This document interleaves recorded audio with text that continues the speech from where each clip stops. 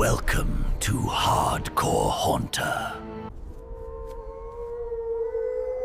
This channel is proudly created in part by AI technology.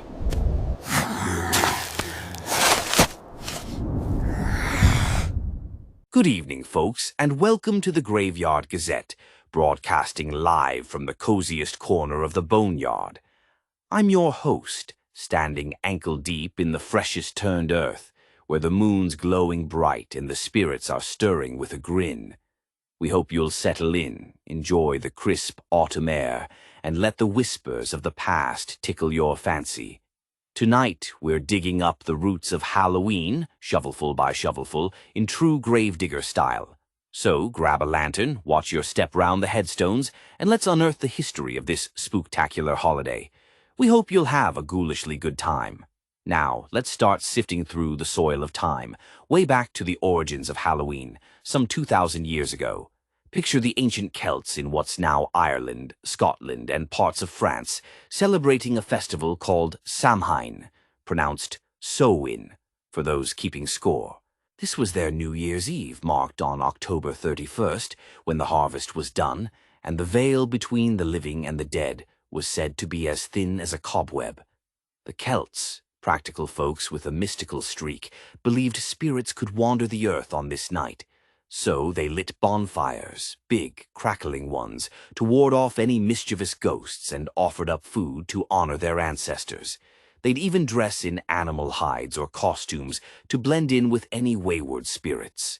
As a gravedigger might say, they were keeping the plot tidy by respecting the dead while making sure the living stayed safe.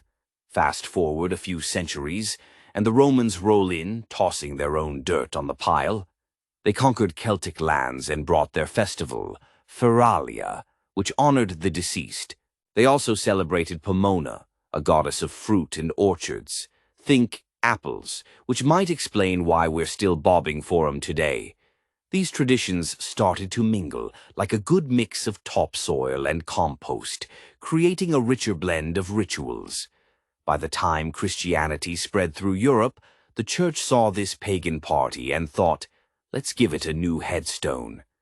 In the 8th century, Pope Gregory III moved All Saints' Day, a day to honor saints and martyrs, from May to November 1st. The night before became All Hallows' Eve, which, you guessed it, morphed into our beloved Halloween. The gravedigger in me likes to think they were just replanting the plot to keep the spirits happy under a new name. Now, let's shovel our way to the Middle Ages. Halloween, or All Hallows' Eve, was still a big deal in Europe. Folks would go souling, knocking on doors, offering prayers for the dead in exchange for little cakes. Sound familiar? It's the great-granddaddy of trick-or-treating. Kids and the poor would wander, singing for their supper, while communities held feasts and bonfires to light up the dark. The church encouraged these traditions, but the spooky vibe never left. People still carved turnips, yep, turnips, not pumpkins, into lanterns to scare off spirits. A gravedigger might call those beacons for the boneyard, guiding lost souls back to their rest. By the 19th century, Halloween hitched a ride across the Atlantic, with Irish and Scottish immigrants fleeing famine. They brought their stories of Samhain, their carved lanterns, and their love for a good scare. America, with its wide-open fields and, frankly, better pumpkins, gave Halloween a new lease on life. Those turnip lanterns, swapped for pumpkins, carved into jack-o'-lanterns, inspired by the Irish tale of Stingy Jack, a fella doomed to wander with a coal-lit gourd. The gravedigger in me chuckles. Jack's still haunting the plot every time we carve a goofy face. By the late 1800s, Halloween was less about ghosts and more about community fun, parties, games, and kids dressing up for treats. It was like the graveyard gates swung wide open, inviting everyone in for a laugh. Now, let's heap some fresh dirt on today's Halloween. It's a holiday for the young and the young at heart, a full-circle return to its roots of community, costumes, and a wink at the spooky. Kids hit the streets in superhero capes or witch hats, hauling pillowcases stuffed with candy, modern souling if you squint. Adults? They're throwing costume bashes, decking out haunted houses, or sipping pumpkin-spiced everything. In the US alone, Halloween's a multi-billion-dollar industry.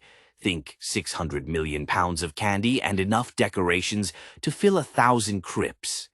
Globally, it's caught on, too. Mexico's Dia de los Muertos shares the stage, honoring the dead with vibrant altars, while places like Japan and Australia have their own costume parties.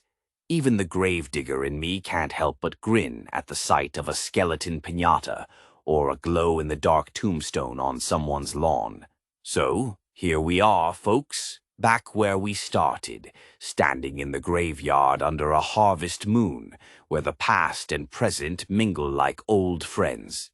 Halloween's journey from Samhain bonfires to today's candy-fueled frenzy is a testament to our love for stories, scares, and a good party.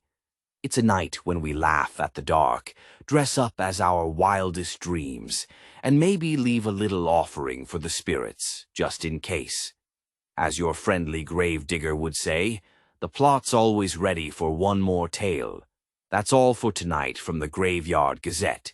We hope you've enjoyed this stroll through Halloween's history, and that you'll come back to our little patch of earth for more. So, go carve a pumpkin, slip on a costume, and dance with the shadows. Happy Halloween, and may your night be as lively as a freshly dug plot. Good night, and stay spooky.